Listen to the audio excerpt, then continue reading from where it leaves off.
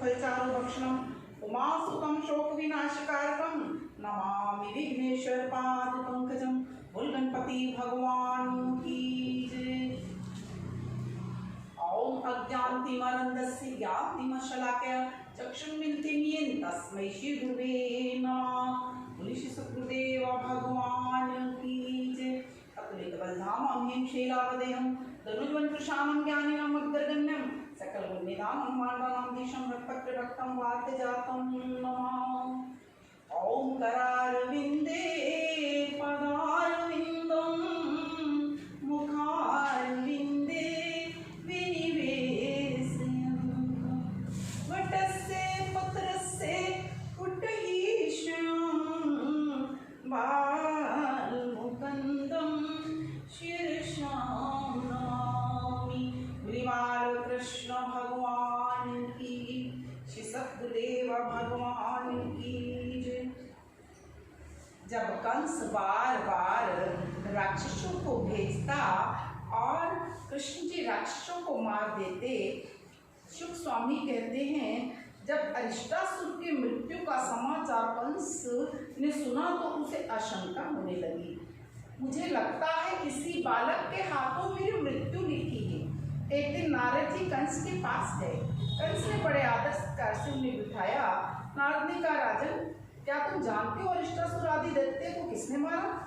देवकी की जिस कन्या को तुमने पटक कर मारने का यत्न किया था वह यशोदा के गर्भ से उत्पन्न हुई थी। देवकी के गर्भ से तो श्री कृष्ण का जन्म हुआ था, जिसे वासुदेव रातों रात नंद के घर पहुंचा कर आए थे। ये सारा भेद नारद जी ने कंस के आगे खोल दिया। जो कंस ने देवकी और वासुदेव को जेल से बाहर निकाल दिया था, ये सुनते ही फिर उनको अंदर कर दिया। बलराम भी वसुदेव के ही पुत्र हैं, उन्हें भी योग माया द्वारा देवकी के गर्भ से निकालकर रोहिणी के गर्भ में पहुंचा दिया था। उसके संबंध में वासुदेव ने तुमसे गर्भपात होने का बहाना किया था। नारद जी के ऐसे वचनों को सुनकर कंस थर-थर कांपने लगा। वासुदेव देवकी को वहीं बुलाया और उन्हें मारने के लिए जो ही तलवार उठाई, नारद जी ने उसका हाथ पकड़ लिया। हे राजन, जिसे अपने प्राणों का भय है उसे मारने का उपाय करना चाहिए। सुनकर कंस ने वासुदेव देवकी को जान से तो नहीं मारा, परंतु वापस बंदी गृह में डाला। तदंतर नारद जी चले गए। कंस ने केशी नामक दैत्य को बुलाकर कहा, हे केशी, तू मेरा सच्चा मित्र है, तू ब्रज में जाकर कृष्ण बलराम को ले आ। मैं तेरे यहाँ ये उपकार कभी नहीं भूलूंगा। कंस के ऐसे वचन सुनकर केशी दैत्य वृंदावन को चला। कंस ने चाणूर मुष्टिक बड़े बड़े दैत्यों को बुलाकर कहा, हम श्याम बलराम को किसी बहाने यहाँ बुलाते हैं। रंगभूमि में पहलवानों के लड़ने का एक अखाड़ा बनाओ, वही हमारे लिए एक इतना ऊंचा मचान तैयार करो जहाँ कोई पहुँच ना सके। फिर पहली डोडी पर महादेव जी का धनुष रखवाकर नगर में एक ढिंडोरा पिटवा दिया। अमुक दिन राज मंदिर में धनुष की पूजा होगी, सब लोग उसमें भाग लेंगे। जिस समय बलराम कृष्ण आए उस समय हमारे शूरवीर दोनों से ये कहें कि तुम लोग भी धनुष चढ़ाए बिना भीतर ना जाओ। तो ये सुनकर जब वे अपने अहम में भरकर धनुष उठाने को बढ़े, उसी समय सब मिलकर उन्हें मार डालना, उसे मैं मुंह मांगा इनाम दूंगा। दूसरे द्वार पर 10,000 हाथियों का बल रखने वाले उबाइल के हाथी को खड़ा कर दिया और पहली जोड़ी जीत जाने तो दूसरी जोड़ी पर उबाइल के हाथी उन्हें मार डालेगा। तीसरी जोड़ी पर रंगभूमि के स्थान पर अनेकों शूरवीर अस्त्र शस्त्र धारण किए वह भीतर आ पहुंचे तो सब लोग उन्हें मार डालना। ये परीक्षित इस प्रकार आज्ञा पाकर कंस अपनी सभा में बैठा ये विचार करने लगा, कृष्ण को बुलाने के लिए किसे भेजा जाए। उसने अक्रूर को कृष्ण को बुलाने के लिए भेजा। अक्रूर ने इस प्रकार कहा, हे गुरु जी, मैं तुम्हें अपना मित्र जानकर ये बात कहता हूँ। वसुदेव के पुत्र बलराम कृष्ण से मुझे अपने प्राणों का भय है, अतः जिस प्रकार हो सके विष्णु भगवान के वामन रूप धरकर इंद्र की रक्षा की, उसी प्रकार इस समय तुम भी हमारी सहायता करनी चाहिए। तुम धनुष यज्ञ के लिए बलराम और कृष्ण को नंद उपनंद सहित यहाँ ले आओ। हे अक्रूर जी, मैं तुम्हें ये भी बता देता हूँ, मैं राम कृष्ण को मारने के लिए पहले द्वार पर शूरवीर, दूसरे पर कायल हाथी नियुक्त कर दिया। यदि वह उनसे भी बचकर भी भीतर आएगा तो मुष्टिक और चाणूर उन्हें मार देंगे। यदि फिर भी बच गया तो मैं उन्हें मार डालूंगा। इसके बाद अपने ससुर जरासंध तथा बानासुर दंतवक्र मित्र सहित सुखपूर्वक राज करूंगा।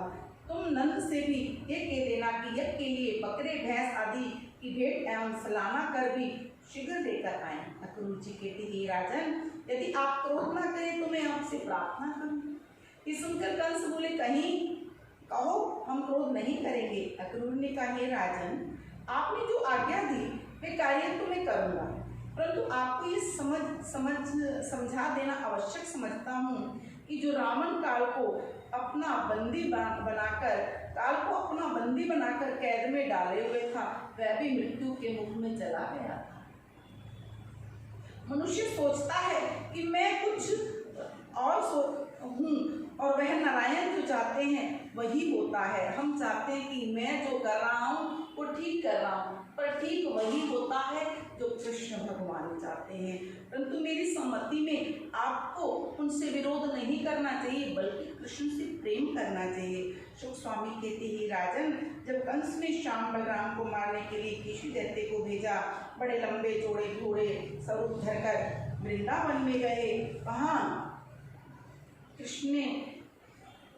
कृष्ण उन्हें देख धैर्य बधाते हुए कहने लगा, अभी मैं इन्हें मार देता हूँ। मुरली मनोहर ने केसी के पास जाकर इस प्रकार का, एक कपटी राक्षस, तू मुझे मारने आया है, यदि मैं तुझ में कुछ शक्ति हो तो मुझसे लड़, मैं तेरा पराक्रम देखता हूँ। ये सुनकर केशी क्रुद्ध होकर उस पर झपटा।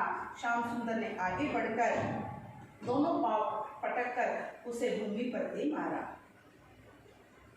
उसके प्राण निकल गए। उसके मारे जाने पर देवताओं ने प्रसन्न होकर कृष्ण के ऊपर पुष्पों की वर्षा की। सुख स्वामी कहते हैं, कृष्ण केशी के मारने के उपरांत कुछ दूर कदम के नीचे जाकर खड़े हुए। उस समय नारद जी वहां पहुंचकर श्याम सुंदर की इस प्रकार स्तुति करते हैं, हे त्रैलोक के अधिपति, आपने केशी आदि राक्षसों को मारकर श्रेष्ठ कार्य किया। ये ज्योतिष मुझे चाणूर, मुष्टिक, शल, तोषण आदि मल तथा राजा कंस एवं दंत वक्र आदि मित्र मरे हुए से दिखाई देते हैं। प्रभु, आप मेरा दंडवत स्वीकार करेंगे। अविनाशी, आप जरासंध, शिशुपाल आदि अधर्मी राजाओं को मारकर महाभारत में 18 अक्षौणी सेना का संहार करा दें। हे गोपी वल्लभ, आप समुद्र के बीच में द्वारकापुरी बसाकर पांडवों के तीन लोक तथा परलोक का सुख प्रदान करें। देखिए, भक्त भगवान को जो कहता है भगवान वे करते हैं। अभी भगवान ने द्वारका बसाई नहीं थी, नारद जी ने कहा, तब भगवान में जाकर द्वारका बसाई,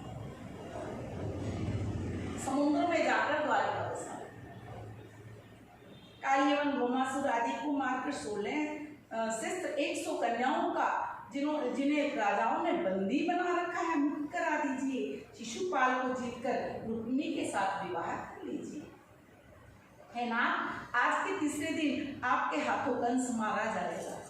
ये भक्त की बातें हो रही हैं। नारद जी बता रहे, प्रभु आपने ऐसा ऐसा करना है। भगवान मुस्कुराने लगे, अच्छा ऐसे तो करने वाला वो है, पर भक्त के मुख से सुनकर कृष्ण प्रसन्न हो रहे हैं। ठीक है, आप इंद्रलोक से प्राचीन को वृक्ष, पारिजात का वृक्ष लाकर सत्यभामा के घर में स्थापित करेंगे। समंतक मणि लेकर जामवंत की पुत्री जामवंती के साथ विवाह करेंगे। इस समय कंस ने घोर अधर्म के कारण पृथ्वी पर जो हाहाकार मचाया है, उस पृथ्वी का भार हल्का कीजिए। परीक्षित, राजा कंस द्वारा भेजा हुआ व्योमासुर दैत्य को बाल रूप धरकर जब वहां पहुंचा, कृष्ण ने उसे खेल खेल में मार दिया। शुक स्वामी कहते ही राजन, चैत्र कृष्ण द्वादशी के दिन केशी तथा व्योमासुर का संहार किया। उस दिन प्रातःकाल जब अक्रूर रथ पर बैठकर वृंदावन को चला तो ये विचार करने लगा, अब तक मेरा संपूर्ण जीवन अधर्मी कंस की संगति में व्यतीत हुआ, परंतु पूर्व जन्म में मैंने ऐसा कौन सा पुण्य कर्म किया जिसके फल से आज मैं बाके बिहारी का दर्शन कर पाऊंगा। मैं उनके चरण कमलों की रज को अपने माथे पर धारण करूंगा और जीवन सफल बनाऊंगा। राजा कंस ने मुझ पर बड़ी कृपा की जो मुझे इस कार्य के लिए भेजा। जिस पार ब्रह्म प्रभु ने काली नाग को मस्तक पर नृत्य किया, जिन्होंने नंद राय की गौ में चराई, गोपियाओं के साथ रास लीला किया, देवताओं के कार्य सिद्ध किए, राजा बलि से 3 पग पृथ्वी का दान लिया, वह भी आदि पुरुष ब्रजवासी को अपनी बाल लीलाएं दिखाकर कृतार्थ करते हैं। आज मैं उनका दर्शन कर अपना जीवन धन्य बनाऊंगा। इस प्रकार विचार कर अक्रूर जी संध्या के समय वृंदावन पहुंचे। जिस समय वह मां की पृथ्वी पर पहुंचे, कृष्ण जी के शंख चक्र गदा पद्म ध्वजा अंकित चरण चिन्हों को देख रथ से उतरकर वह धूल अपने मस्तक पर चढ़ा दी। कंस जी अक्रूर जब पहुंचा वृंदावन तो देखा सामने कृष्ण का रथ से उतर गया और नतमस्तक हो गया। उस धूली को अपने माथे पर लगाता है और बार बार उसकी आंखों से आंसू आते हैं। प्रभु आपने इस रज में अपने चरण रखे हैं। वृंदावन की रज की महिमा है कि भगवान वहां खेल खेलते रहे, भगवान ने वहां रास की। आज भी उस मिट्टी में श्री कृष्ण की सुगंध है। उसके जैसी पावन मिट्टी कहीं और हो नहीं सकती। जब श्री कृष्ण जी को देखा तो कृष्ण पूछने लगी, हे प्रभु आप कौन है? तो कहने लगी, मैं आपका दास अक्रूर हूँ। ये सुनते ही कृष्ण ने उसे बड़ा जानकर अपने पांव से उठाया और किसी भी प्रकार वह अक्रूर कृष्ण जी के चरणों को नहीं छोड़ता। लेकिन इस दशा को देखकर श्याम बलराम ने प्रेम पूर्वक उनका मस्तक पकड़कर ऊपर उठाया और अपने घर ले गए। नंद राय जी ने अक्रूर को आया देख उनसे गले मिले। तदुपरांत जब श्री कृष्ण जी ने उन्हें आसन पर बिठाकर प्रेम पूर्वक उनके चरण पखारे, 36 प्रकार के व्यंजन खिलाए, पान सुपारी दिया। जब अक्रूर जी पलंग पर लेटे तो श्याम बलराम उनके पांव दबाने लगे। उस समय नंद ने अक्रूर के पास आकर पूछा, अक्रूर हमारे वासुदेव देवकी किस प्रकार है? राजा कंस प्रजा का पालन किस प्रकार कर रहा है? हमारे समझ में तो जब तक कंस जीवित है प्रजा सुख नहीं पा सकती। बताओ तो कैसी है तुम्हारी मथुरा नगरी? शुक स्वामी कहते हैं, मथुरा का समाचार पूछने के बाद नंद जी चले गए। श्याम बलराम इस प्रकार कहने लगे, चाचा हमें देखने के लिए यहाँ पधारे हो या कोई और काम है? हमारे माता पिता वासुदेव देव की अच्छी प्रकार से हम अपने माता पिता के फिर बंदी होने का समाचार सुन चुके हैं। सच पूछो तो हमारे ही कारण कितना दुख पा रहे हैं। यदि मैं गोकुल में लाकर ना छिप जाते तो कितना दुख उनको नहीं उठाना पड़ता। कृपया ये बताइए कि आप यहाँ किस काम से आए? कृष्ण खुद तो सब बातें छुपा कर करते, सामने वाले से कहते सीधी सीधी बात बताओ, अक्रूर जी किस कारण से आए हो? अक्रूर जी ने सब बात बताई, कुछ छिपा नहीं रखा, सब बता दिया। मुख से जब वचन सुने कृष्ण बलराम की ओर देखकर हंसकर कहा, नंद जी का ये कंस का ये संदेश मैं तुम्हारे लिए लेकर आया हूँ। तुम लोगों को मुझे मथुरा में लेकर जाना है। ये परीक्षित इस प्रकार जब कृष्ण का ले जाना सुना तो माँ यशोदा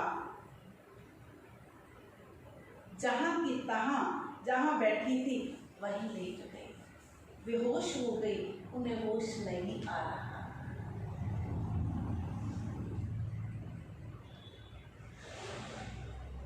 सब गोपियां परस्पर जब ये बात पूछती है कि अक्रूर किस लिए आया, तो कहती हमारे ऊपर क्या प्रलय आ गई कि जिस मनमोहन के बिना हम एक क्षण भी जीवित नहीं रहती। अब मथुरा जा रहे हैं, उनके विरह में हम किस प्रकार जीवित रहेंगे। इस मूर्ख अक्रूर को क्या आवश्यकता थी जो हमारे प्राण देने के लिए यहाँ चला आया। यदि सच पूछो तो नंद किशोर ने हमारे स्नेह से अपना मुख मोड़ लिया। दूसरी गोपी कहती नहीं, वो अपना मुख नहीं मोड़ती है, मोहन को पकड़ती है और कहती हैं, हाय हाय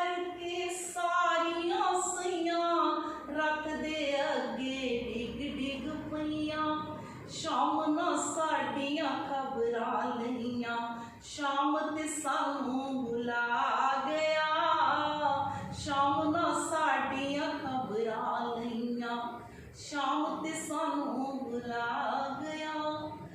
ना ओ मक्खन ना ओ मिसरी, ना ओ छिक्का ना ओ पच्छी, शाम दे मन विच पूजा मस्सी, शाम ते सानू बुला गया।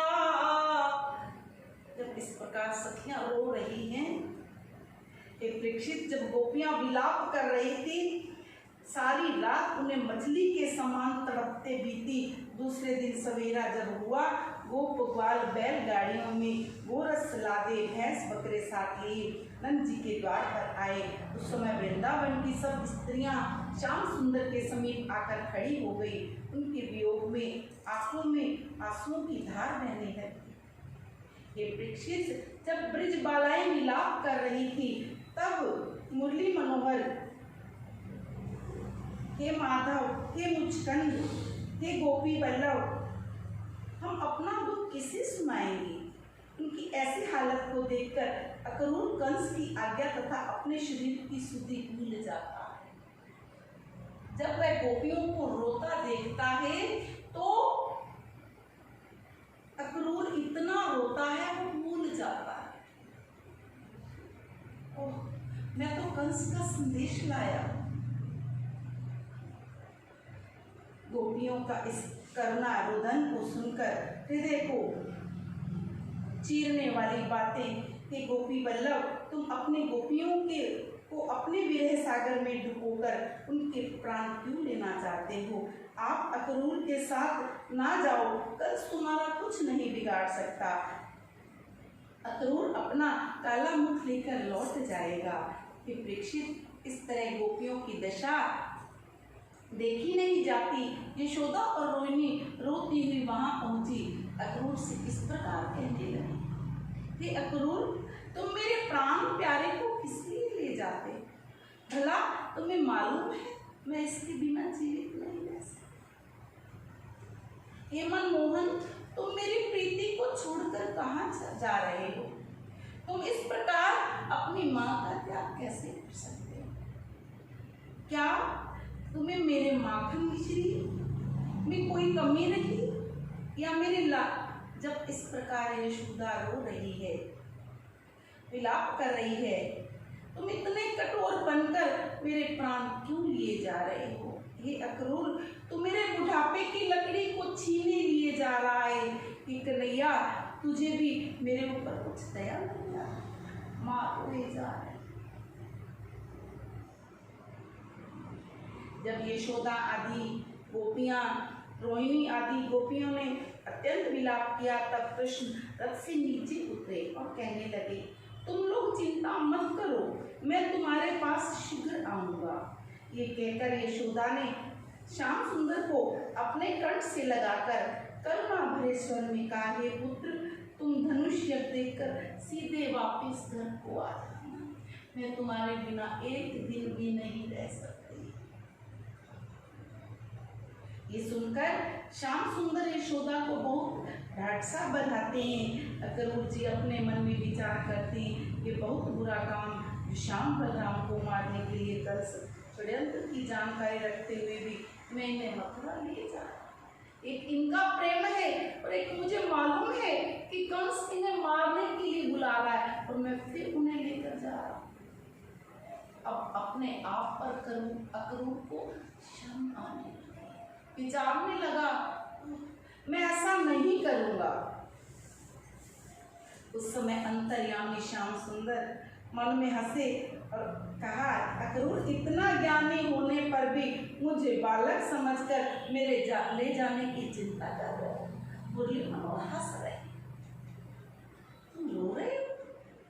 अरे अभी तक तुम मुझे बालक समझते हो, मैंने तुम्हारे सामने केशी दैत्य को मार दिया और फिर क्या तुम्हें संदेह है। जब अक्रूर इस प्रकार यमुना तक पहुंचे तो श्याम सुंदर ने अपना रथ एक वृक्ष के नीचे खड़ा किया। वहां उन लोगों ने हाथ मुंह धोकर यमुना जी का मरकत मणि के समान नीला और अमृत के समान मीठा जल पिया। इसके बाद बलराम जी के साथ भगवान वृक्षों के झुरमुट में खड़े रथ पर सवार हो गए।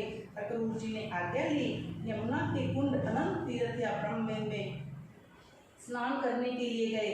इधर अक्रूर जी जैसे ही यमुना में स्नान का गोता लगाते हैं वैसे ही उन्हें जल के भीतर बाके बिहारी और बलराम की जुगल जोड़ी का दर्शन होता है। फिर भ्रमित होते, आंखें खोलते, अरे ये तो सामने खड़े, मैं जल में जाता हूँ तो वहां भी दर्शन होता है, बाहर आता हूँ ये जोड़ी। वह परमात्मा से प्रार्थना करते हैं, प्रभु मैं आपकी माया को नहीं समझ सका। मैं तो समझता था कि तुम छोटे से कृष्ण हो, कैसे इनके साथ युद्ध करोगे, लेकिन मैं तो जहां देखता हूँ वहां तुम ही नजर आ रहे हो। ये परीक्षित ज्योति स्वरूप स्वामी, इतना तीनों लोगों के स्वामी, इसमें इतनी समर्थता जो उनकी लीला को जान सके। अक्रूर दंडवत प्रणाम करते हैं। राजा परीक्षित कहते हैं, प्रभु जब पार ब्रह्म प्रभु के भेद को कोई नहीं जान सकता तब उनकी महिमा को मैं कैसे समझ सकता हूँ। कि परीक्षित जितने भी जड़ चैतन्य जीव दिखाई देते हैं वे श्री हरि का प्रकाश ही समझना चाहिए। सभी में उन्हीं के प्राणों की इच्छा से उत्पत्ति हुई है। हे दीना बंधु, जब अक्रूर भगवान की प्रार्थना करता है, आपने मत्स्य रूप धारण कर वेद को पताल से निकाला, है ग्रीव धारण कर मधु दैत्य को मारा, समुद्र मंथन के समय 14 रत्न उत्पन्न किए तथा कच्छप स्वरूप धारण कर मंदराचल पर्वत को पृथ्वी पर मंदराचल पर्वत उठाकर दैत्य का वध किया, पृथ्वी को पताल से निकाला। भक्त प्रहलाद की रक्षा करने के लिए आपने नरसिंह अवतार धारण किया। देवताओं के हित साधन के लिए आपने वामन अवतार धारण किया। राजा बलि से 3 पग पृथ्वी दान लिया। परशु अवतार लेकर पृथ्वी को 21 बार क्षत्रिय विहीन किया। राम अवतार लेकर राक्षस राजा रावण का संहार किया।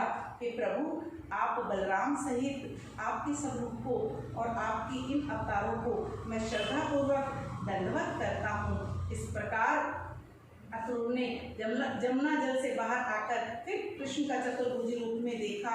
तब श्याम सुंदर ने अपना वह रूप अदृश्य कर लिया। अक्रूर जल से बाहर आए और श्याम बलराम के साथ बैठकर उनके पास पहुंचकर उनकी इस दशा को देखकर मुरली मनोहर मुस्कुराने लगे। अब शांत हो जाओ, तो मेरे सारे अवतारों की कथाओं को जानते हो, फिर ऐसा घबरा रहे। हे अंतर्यामी, यमुना जल के भीतर मैंने जो आपकी महिमा देखी उसका वर्णन मैं नहीं कर सकता। मैं अज्ञानी हूँ, आपसे ये सब बातें इस प्रकार कहूँ। कृष्ण मुस्कुराने लगे और कहने लगे, अच्छा अब जल्दी से रथ पर चढ़ो, अभी हमें दूर चलना है। ये सुनकर अक्रूर ने पहले उनके चरणों में नतमस्तक किया, फिर रथ पर बैठकर उसे आगे चलाया।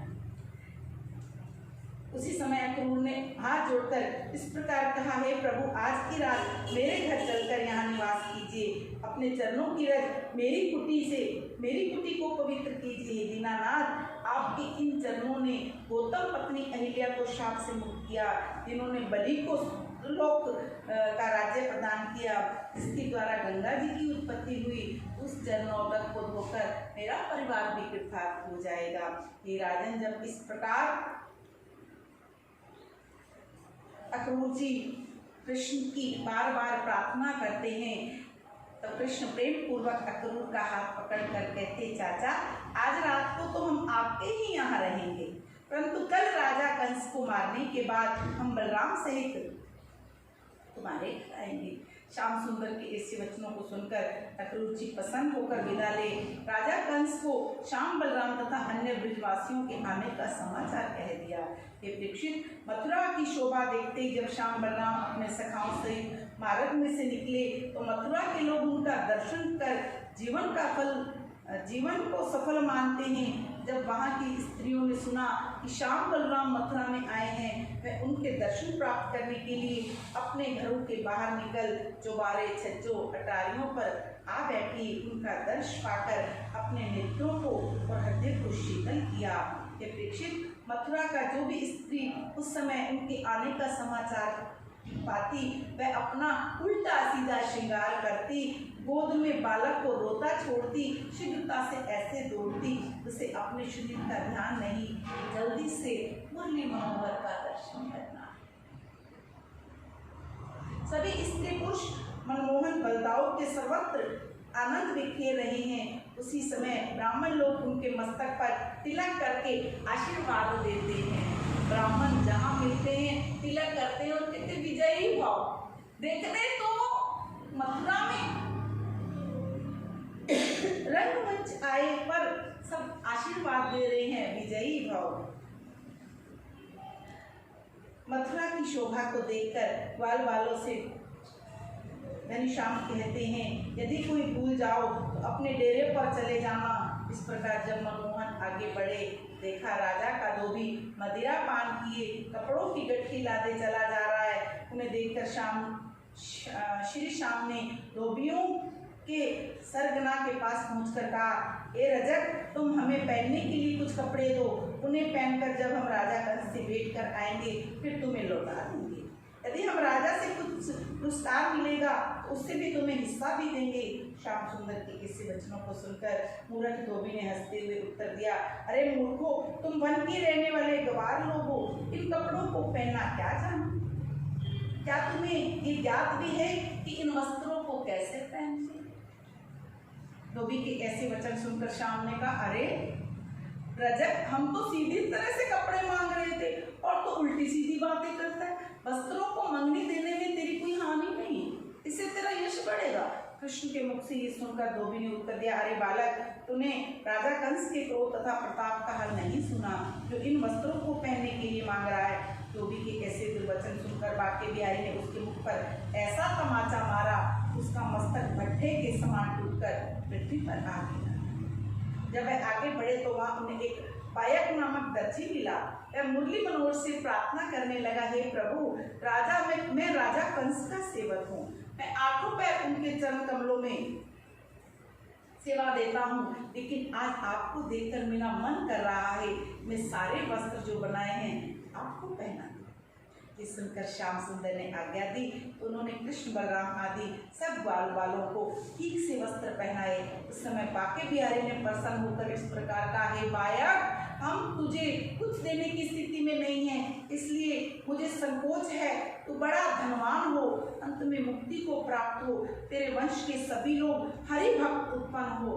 इतनी कथा कहकर राजा परीक्षित कहते हैं, स्वामी, एक दर्जी की थोड़ी सी सेवा के बदले में भगवान स्वयं आशीर्वाद देते हैं और कहते हैं, मुझे संकोच है, यदि कोई भगवान को वस्त्र पहनाता है तो सेवा से, प्रेम से यदि कोई वस्त्र पहनाता है उनकी सेवा की बराबरी नहीं हो सकती। एक बार वस्त्र पहनाने से वह दर्जी इस पद को मिला जो नित्य प्रति श्याम सुंदर का पूजन करते हैं, वे कैसा फल प्राप्त करते होंगे। जब वस्त्र पहनाने के बाद कृष्ण आगे चले, उन्हें भक्त सुदामा माली आकर उनके चरणों में गिरता है और प्रेम पूर्वक बाल बालों सहित अपने घर लिवा ले गया।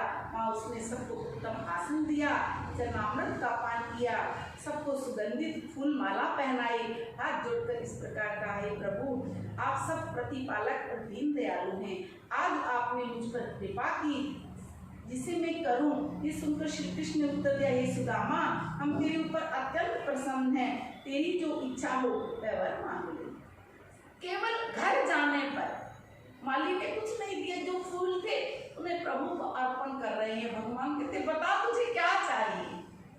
भगवान तो भाव के भूखे होते हैं। एक धोबी ने वस्त्र दिए नहीं, दर्जी सेवा कर रहा है। एक मालिक केवल फूल दे रहा है, भगवान से अनंत आशीर्वाद दे। भगवान तो केवल भाव के भूखे होते हैं। शुक स्वामी कहते, जब कृष्ण पहुंचे तो उनमें कुब्जा मालिन कटोरियों में चंदन थाल लिए रखे जा रही है। उसे देखकर कृष्ण ने हंसी से पूछा, ये सुंदरी, तुम ये चंदन किसके लिए जा रही?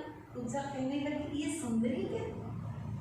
मैं तो कुबड़ी हूँ, लोग तो मुझे कुबड़ी कहते हैं और ये मनमोहन मुझे सुंदरी कह रहे हैं। जब सुंदरी कहा, जिसे भगवान सुंदर कह देवे तो वह कुबड़ा कैसे रह सकता है? केवल भगवान के शरीर पर उसने चंदन लगाया और उसका कुबड़ापन खत्म हो गया। परीक्षित, कुब्जा ने अपना रूप देखा तो आंचल से मुंह ढांककर मुस्कुरा कर कहती है, वीर शिरोमणि, जब आपने प्रसन्न होकर मुझे सुंदर और युवावस्था प्रदान की है तो अब मुझ सेविका के घर चलकर मेरी मनो अभिलाषा भी पूर्ण कर दीजिए। जब मेरा कोढ़ निकाल ही दिया, मुझे सुंदर बना ही दिया, आप मेरे घर चलिए। राजा कंस को देखने के बाद हम तेरी इच्छा पूर्ण करेंगे। इस प्रकार घूमते हुए श्याम सुंदर वहां पहुंचे जहां इंद्रधनुष के समान एक धनुष रखा था। उसकी रक्षा के लिए बड़े बड़े शूरवीर नियुक्त किए गए थे। परीक्षित श्याम बलराम ग्वालों के साथ उस स्थान पर पहुंचे जहाँ कुबाइल पेड़ हाथी झूम रहा था। बलराम जी ने महावत से कहा, तुम द्वार से हाथी को हटाकर हमें राजा कंस के पास जाने दो। फिर महावत ने अनसुनी कर दी। बलराम जी ने महावत से कहा, अरे मूर्ख, क्या तुझे सुनाई नहीं देता? मैं तुझे हाथी सहित मार डालूंगा। ये सुनकर जैसे ही पीलवान ने हाथी के अंकुश से मारा और वह बलराम जी की ओर बढ़ा, जैसे ही बलदाऊ जी ने उस हाथी के शरीर में एक ऐसा गुस्सा मारा, वह अपनी सूंड लपेटकर चिल्लाता हुआ गिर गया। बलराम जी का ऐसा बल देखकर वहां पर जितने भी शूरवीर खड़े थे थर थर कांपने लगे। पीलवान ने ये विचार किया कि यदि ये लड़के नहीं मारे गए तो कंस मुझे जीवित नहीं मारेगा, इसलिए हाथी से मरवा ही डालना चाहिए। ये सुनकर हाथी को फिर अंकुश से मारा और वह श्याम बलराम की ओर बढ़ाया। हाथी ने आगे बढ़कर श्री कृष्ण को अपनी सूंड में लपेटकर पृथ्वी पर पटका और उन दोनों ने दांतों से दबाने लगा। ये देखकर मथुरावासी ग्वाल बाल बाके बिहारी की कुशल क्षेम कहते हैं। मथुरा के लोग कहते हैं, परमात्मा, यदि हमने जीवन में कोई पुण्य किया है तो उस पुण्य का फल ये देना कि इस बच्चे की रक्षा करना, इसकी दीर्घ आयु करना, इसे इससे बचा लेना है। परीक्षित, हाथी के शरीर से निकले हुए रुधिर के छींटे दोनों भाइयों के वस्त्रों पर ऐसे प्रतीत होते हैं जैसे वर्षा ऋतु में वीर वधुतियों के कारण पृथ्वी शोभायमान होती है। इतनी कथा कहकर स्वामी कहते हैं, इस समय कृष्ण उस अखाड़े में गए। चाणूर ने श्री कृष्ण के पास आकर कहा, कि कन्हैया, आज हमारे महाराजा कंस तुम्हारे साथ हमारी कुश्ती देखना चाहते हैं, तुम्हें यहाँ बुलाया है, तुम आओ और हमसे कुश्ती लड़ो। कृष्ण, हमने ये सुना कि तुम कुश्ती लड़ना भली भांति जानते हो, आज हम लोग तुम्हारे बल की परीक्षा लेना चाहते हैं। कृष्ण ने उत्तर दिया, है चाणूर, कंस जैसे प्रतापी राजा को क्या प्रसन्न कर सकते? परंतु यदि तुम अपने स्वामी की आज्ञा पालन करना चाहते हो तो मैं तुम्हारे साथ कुश्ती लड़ने के लिए तैयार हूँ। राजा ने हमें बुलाया है, अतः न्याय की बात उसी से सोचनी चाहिए। तेरा राजा बड़ा निर्दयी है, जो हम जैसे बालकों को तुम जैसे योद्धाओं के साथ मल्लयुद्ध के लिए बुलाया। मैं छोटा सा और कहाँ तो इतना बड़ा, लेकिन तेरा स्वामी यदि प्रसन्न होता है तो मैं तेरे साथ मल्लयुद्ध करूंगा। इतनी कथा कहकर शिव स्वामी कहते हैं, जिन पारब्रह्म प्रभु को ब्रह्मा शिव आदि देवता नहीं पहचान सकते, दो पगों में संपूर्ण ब्रह्मांड को नाप लेते हैं, वह चाणूर को किस प्रकार पकड़ते हैं। जिस समय चाणूर बल छल दिखा रहा था, श्याम सुंदर पर झपटा, तब उछल कर अलग जाते हैं। जिस समय चाणूर श्री कृष्ण की छाती पर एक जोर से घुसा मारा तो उन्हें कुछ भी चोट नहीं लगी। उसके बदले में श्याम ने उन दोनों को पकड़कर चारों ओर घुमाते हुए पृथ्वी पर पटका और अखाड़े की मिट्टी में धंस गया और प्राण पखेरु उसके उड़ गए। जिस प्रकार कोई बालक चींटी को पकड़कर मसल डालता है, उसी प्रकार श्याम बलराम ने कौशल कुट नामक मल श्याम बलराम से लड़ने आए तो उन्होंने अपने बाएं पांव की लात से शन कौशल आदि बलराम जी ने अपने बाएं हाथ के गुस्से से उठकर उन सबको मार डाला। बोलिए बाल कृष्ण भगवान की जय। सुख स्वामी कहते हैं कंस आदि की क्रियाक्रम, कंस को मारने के बाद भगवान कृष्ण का क्रियाक्रम हो जाने के बाद कृष्ण और बलराम बंदी गृह में अपने माता पिता के पास जाकर उनके हाथ पांव की बेड़ियां कटवाते हैं और उनके चरणों पर मस्तक रखकर देवकी ने रोते रोते कहा, हे प्राण प्यारे, तुम 12 वर्ष तक कहाँ रहे? मैं तो अब तुम्हें अपनी गोदी में नहीं खिला सकी।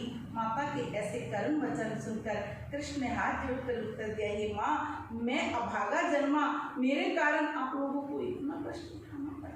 जब मुझे गोकुल में पहुंचा आए तो मैं परवश हो गया, इसलिए अब तक आपके पास नहीं पहुंचा।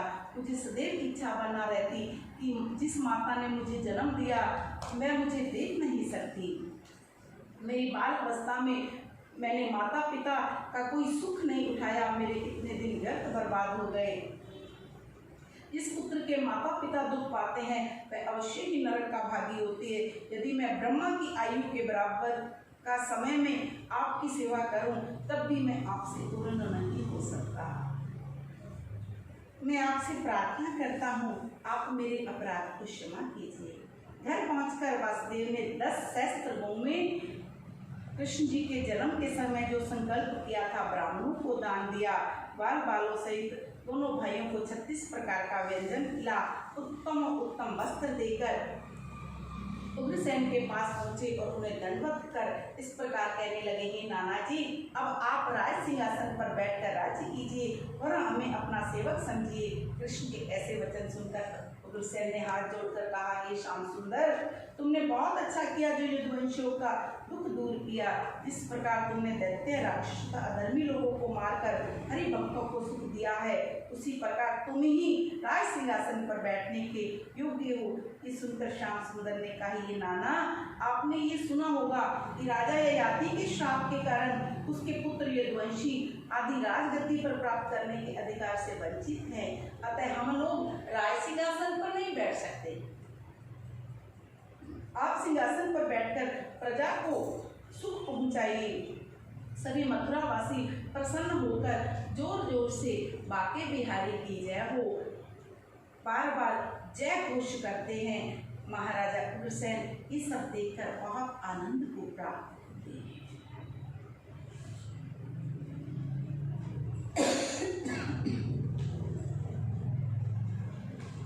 जब कृष्ण को सुख स्वामी कहते हैं, मुरली मनोहर जब कभी राधा आदि की प्रीति के संबंध में मथुरा में आकर उद्धव को अपने बातों को बताते तो उद्धव कहते कि गोपियां कैसे, उन्हें ज्ञान नहीं कि तुम पार ब्रह्म हो, वे तुमसे कैसे तुम्हारे बिना रोती हैं। उन्हें ज्ञान देकर आते तो वह इस प्रकार नहीं रोती। कृष्ण कहते हैं, उद्धव तुम जाओ और उन गोपियों को ज्ञान सिखाकर आओ जो मेरे प्रेम में रोती है। एक दिन श्याम सुंदर ने बलराम से कहा, भाई हमें अपने कथनानुसार किसी आदमी को वृंदावन नहीं भेजा, वे लोग चिंतित हैं, अतः किसी को वहां भेजकर तुम्हें धैर्य देना चाहिए। श्याम सुंदर ने सोचा, उद्धव को अपने ज्ञान का बड़ा अभिमान है, गोपियों को ज्ञान उपदेश करने के लिए इसे ही भेजना चाहिए। मित्र नंद यशोदा और राधा आदि ब्रजवासियों को, सभी गोपी वालों को जो मेरे विरह में दुखी हैं, मैं ये कहकर मैं विदा कराकर फिर लौटकर तुम्हारे पास आऊँगा। इस आशा में मैं अपने प्राण बचाए हुए हैं, मेरी प्रतीक्षा कर रहे हैं। उनकी सच्ची प्रीति को देखकर मुझे भी उनका ध्यान में एक क्षण भी नहीं भूलता। मैं उनके बिना एक क्षण भी यहाँ नहीं रह सकता।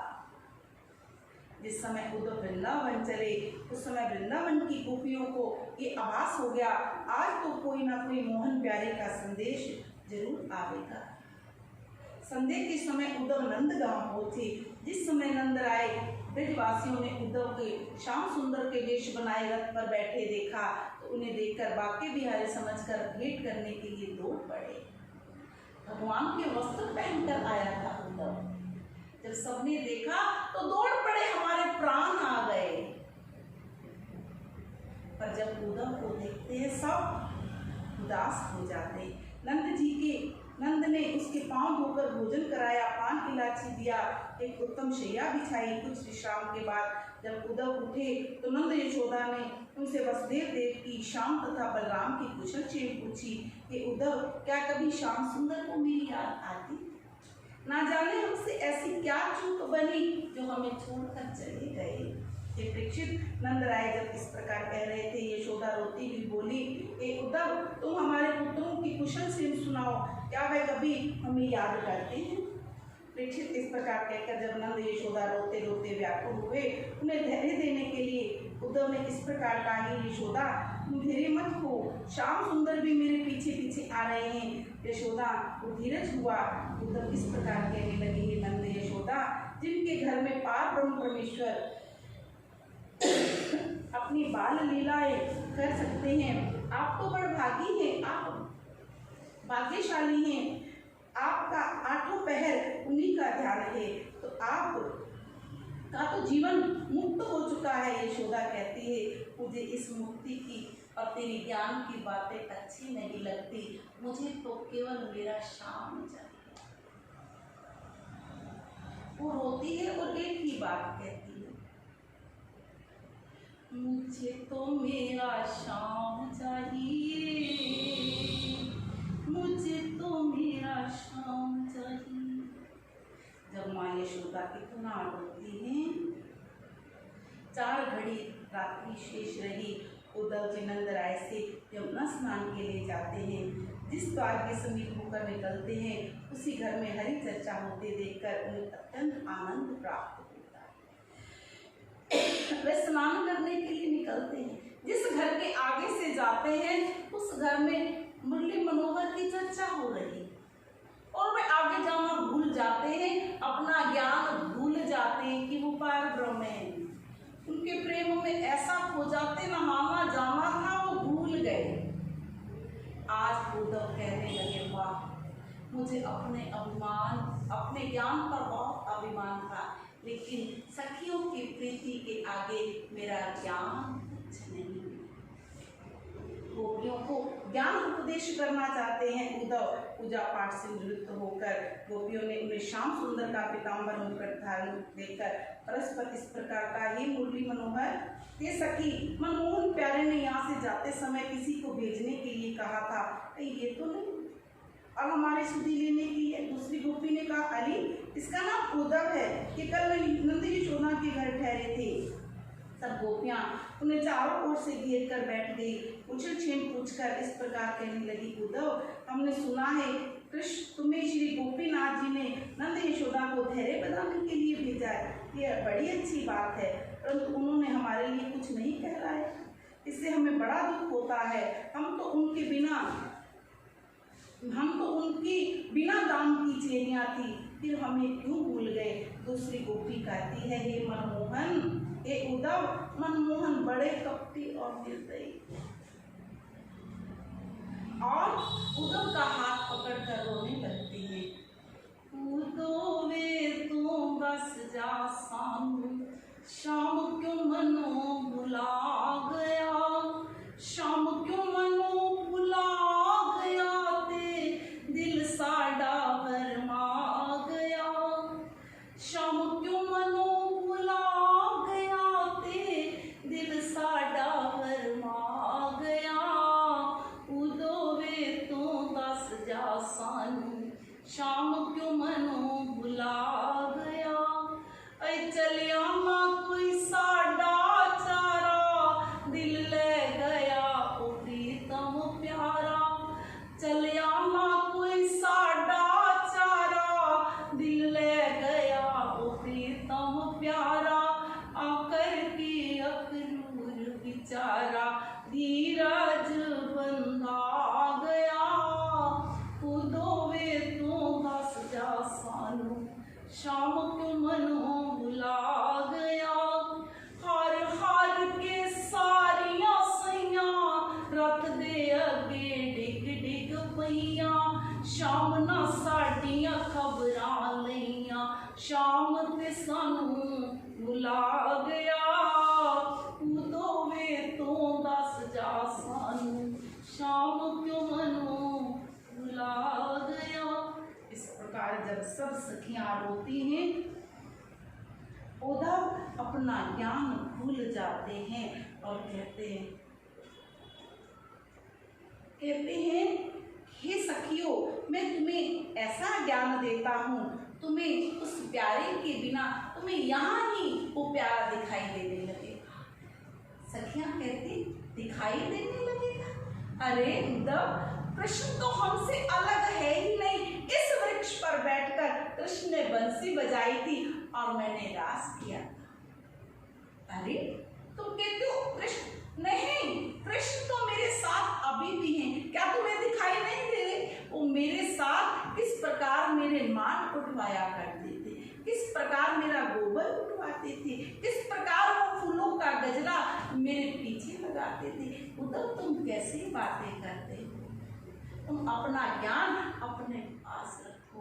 उद्धव जब ये सब बातें सुनते हैं तो रोने लगते हैं। गोपियों को इस प्रकार देख मुरली मनोहर, क्या उन्होंने तुम्हें ये कहने के लिए भेजा तुम लोग भोग की आशा छोड़कर योग की साधना करो? अरे हम उस योग को कहाँ रखे? हमारे तो रोम रोम में शाम बसता है। उस योग को कहाँ समझाएं? हमारे तो हर रोम में मेरा प्यारा है।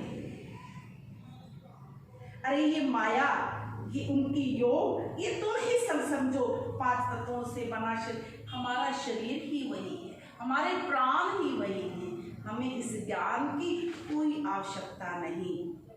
गोपियों के वचनों को सुनकर उद्धव कोई उत्तर ना देकर शीश झुकाकर चुपचाप बैठे। मन में समझ गए श्याम सुंदर ने मेरे ज्ञान का अभिमान चोर चोर करने के लिए इन गोपियों के पास भेजा था। शुभ स्वामी कहते ही राजन, श्याम सुंदर ने पूजा के घर आने का आश्वासन दिया था और बाके बिहारी की आगमन की प्रतीक्षा कर रही। एक दिन विचार कर रही थी, पूजा की वचन दिया था कंस को मारकर आएंगे, अभी तक नहीं आए। भगवान से जब प्रार्थना की तो वह पूजा के घर गए और पूजा के साथ विवाह कर लिया। बोलिए बाल कृष्ण भगवान की जय, श्री सतगुरुदेव भगवान की जय। इस प्रकार भगवान ने रुक्मिणी के साथ विवाह किया। रुक्मिणी के भाई ने, रुखम ने ये प्रतिज्ञा की थी कि मैं अपने दोस्त के साथ इसका विवाह करूंगा। लेकिन रुक्मिणी भगवान को पत्रिका भेजती है कि हे मुरली मनोहर, मैं अपने आपके चरणों की दासी रहना चाहती हूँ, मैं आपके साथ विवाह करती हूँ। इस प्रकार भगवान ने रुक्मिणी के साथ विवाह किया। और किस प्रकार वह मंदिर में जाती हैं और मंदिर में जाकर भगवान की पूजा करती हैं। वहीं से कृष्ण रुक्मिणी को हरण कर ले आते हैं और उनके साथ विवाह करते हैं। इस प्रकार राजा परीक्षित कहते हैं कि काल यवन तथा मुचकंद की कथा सुनाते हैं। हे राजन, जब बाकी बिहारी सब लोगों को द्वारका भेज चुके तो प्रातःकाल अकेले बलभद्र को छोड़कर पीताम्बर पहने काल यवन के समुख जा पहुंचे। नारदमुनि के कथनानुसार काल यवन उनके संपूर्ण लक्षण देख चुका था। इस पुरुष ने राजा जरासंध की सेना को मार दिया। ऐसे समय में बिना शस्त्र पैदल मेरे समुख आया है। स्वयं शास्त्र धारण कर इससे युद्ध करना उचित नहीं। काल यवन अपने रथ से कूदा और श्याम सुंदर के पास पहुंचा। उसी समय कृष्ण ने इसे मलेच्छ जानकर स्पर्श करना उचित न समझा। दूसरे उन्हें देवताओं का वरदान सिद्ध करने के लिए राजा मुचकंद को भव सागर पार उतारना था। इसलिए काल यवन को अपने पास आते देखकर वह वहां से भाग गए और काल यवन अत्यंत अभिमान पूर्वक उसे पकड़ने के लिए पीछे दौड़ा। मुझे कंस तथा जरासंध के मत समझना चाहिए। मैं संसार में यदुवंशियों का वंश तक नष्ट कर दूंगा। कृष्ण योद्धाओं को रणभूमि से भागना लज्जाजनक होता है। मैं युद्ध करने आया हूँ, अतः क्षण भर रुक और मुझसे युद्ध कर। काल यवन से भगवान ने युद्ध नहीं किया तो जरासंध से भी ऐसे ही भगवान भाग गए थे इससे। तब उन्हें रण छोड़ जी महाराज कहा गया है। युद्ध छोड़कर भाग गए थे। ये राजा परीक्षित, वह परम तेजस्वी मुचकंद कौन था और कंदरा में इसलिए सो रहा था, ये सब बातें हमें बताइए। श्री कृष्ण कहते हैं, मेरा जन्म कर्म तथा गुण बतेरे है, परंतु इस बारे में मैंने वसुदेव के यहाँ जन्म लिया, इसलिए मेरा नाम वसुदेव पड़ा। मैंने कंस को मारकर पृथ्वी का भार उतारा, जरासंध को मैंने 17 बार हराया। ये कालयवन भी 3 करोड़ म्लेच्छों की सेना से मुझसे लड़ने के लिए आया है, तो तुम्हारी दृष्टि से जलकर भस्म हो गया। श्री हरि के मुख से ऐसे वचन सुनकर मुचकंद ने हाथ जोड़कर कहा, प्रभु आपकी माया प्रबल है। कालयवन तो मलेच्छ था, वह ब्राह्मण के वीर्य से इस प्रकार उत्पन्न हुआ। शुक स्वामी कहते हैं, एक दिन गर्ग मुनि के साले गोड़ ने हंसी करते हुए उससे कहा कि तुम नपुंसक हो। ये बात सुनकर यदुवंशी भी हंस पड़े। उस समय गर्ग मुनि ने यदुवंशियों को नीचा दिखाने के लिए शिव का तप करना आरंभ किया। शिव ने प्रकट होकर उनसे वर मांगने को कहा। तब गर्ग मुनि ने हाथ जोड़कर ये विनती किया, हे प्रभु एक ऐसा पुत्र दीजिए जिसके भय से सब यदुवंशी भाग जाएं। ये सुनकर शिव जी ने गर्ग मुनि को एक फल देकर कहा कि ये फल स्त्री को खिला देना, उसके गर्भ से ऐसा बालक उत्पन्न होगा। उन्हीं दिनों काबुल के एक निसंतान राजा तालझंद ने संतान प्राप्ति के लिए गर्ग मुनि की तपस्या की थी। उससे प्रसन्न होकर मुनि ने उनकी पत्नी को वीर्य दान देकर वह फल खाने को दिया था। उस स्त्री ने सोतों के भय से उस फल को बिना स्नान किए खा लिया। उसी समय गर्ग मुनि ने कहा कि तेरा पुत्र अत्यंत प्रतापी होगा, परंतु वह मलेच्छों के समान कार्य करेगा। इसी कारण कालयवन मलेच्छ हो गया।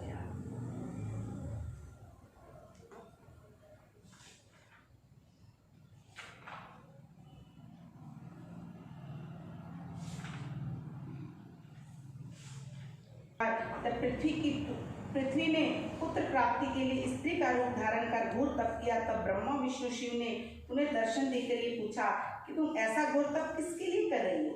उस समय पृथ्वी ने कहा कि आप कृपा करके मुझे एक ऐसा पुत्र दीजिए जो तीनों लोकों में सबसे अधिक बलवान हो, जो किसी के हाथ से ना मारा जाए। पृथ्वी ने ये प्रार्थना की थी प्रभु। ये सुनकर त्रिदेवों ने वरदान दिया, कहा ये पृथ्वी तेरा एक पुत्र नरकासुर होगा, जिसे लोग भौमासुर भी कहेंगे। वह पृथ्वी के सब राजाओं को 16 सहस्त्र 100 कन्याओं को छीनकर अपने घर ले जाएगा। भगवान कृष्ण अवतार लेकर उसे मारेंगे। उस समय जब तू से कहेगी कि तुम मेरे पुत्र को मारो, तब वह उसे मार डालेंगे। इतना कहकर जब तीनों देवता अंतर ध्यान हो गए, पृथ्वी ने अपने मन में ये सोचा कि मैं अपने पुत्र को मारने के लिए क्यों कहूँगी, तब करना छोड़ दिया। ये परीक्षित कुछ समय बाद भौमासुर नामक पुत्र पृथ्वी का उत्पन्न हो गया। प्रयाग ज्योतिषपुर में अपनी राजधानी बनाकर वह राज करने लगा। एक दिन भौमासुर पुष्पक विमान में बैठकर देवलोक में पहुंचा। वह इंद्र आदि सब देवताओं को जीतकर अदिति के कुंडल इंद्र को छत्र छीन लिया और इंद्र बहुत व्याकुल हुआ। द्वारकापुरी में श्री कृष्ण जी की सभा में जा पहुंचा और उनसे हाथ जोड़कर कहने लगा, हे त्रिभुवन पति, भौमासुर नामक एक महाबली दैत्य सब देवताओं को दुख देता है। वह मेरी माता के कुंडल तथा मेरा छत्र लेकर चला गया, तो मैं आपसे प्रार्थना करता हूँ, आप उसे मारकर हम सब की रक्षा कीजिए। ये सुनकर आनंद कंद इंद्र को धैर्य बंधाकर विदा कर दिया और सत्यभामा से जाकर कहा, हे सत्यभामे, हम गरुड़ पर बैठकर भौमासुर से युद्ध करने के लिए जा रहे हैं, तो तुम भी हमारे साथ चलो। वहां से हम इंद्रलोक जाकर तुम्हारे लिए कल्प वृक्ष भी ला देंगे। तो वह सत्यभामा उनके साथ तैयार हो गई। इस प्रकार से भौमासुर के नगर में जा पहुंचे। उनके भीतर दूसरा किला शस्त्रों से बना हुआ था, तीसरा किला पानी से भरा था, चौथा किला चारों ओर अग्नि जल रही थी। उनका भवन इस प्रकार था, पांचवा किला वायु से भरा था, छठा किला रस्सियों के जाल से बना था। इन सब के भीतर सातवां किला जो था अष्ट धातु से बना था।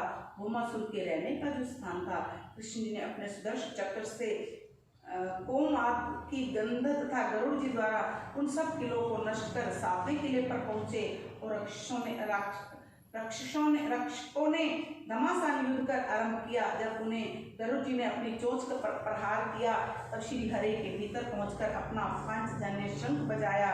उस समय भौमासुर निद्रा से जागा और विचार करने लगा, ऐसा व्यक्ति कौन है जिसे सर्व शंख ध्वनि से मुझे जगाया।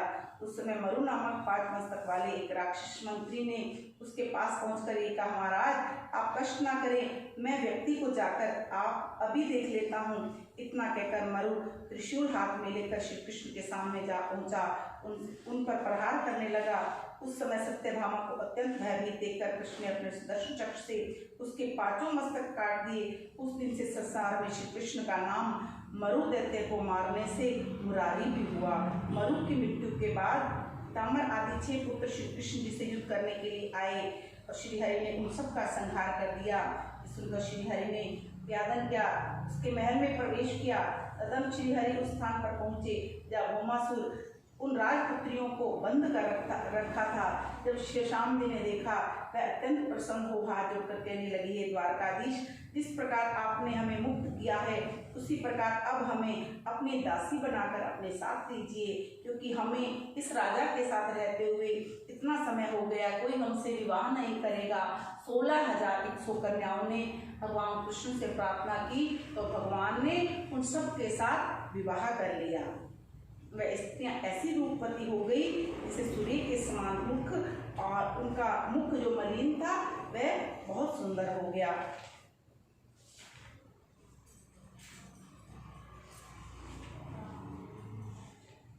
परीक्षित जब मुरली मनोहर ऋषि मुनियों की पूजा स्थित कर चुके तो उन्होंने वहां उपस्थित सब लोगों से इस प्रकार कहा, हमारा भाग्य धन्य है जो आज हम इतने महात्माओं के बीच में आए हैं और दर्शन दिया। संतों के दर्शन करने से तीर्थ के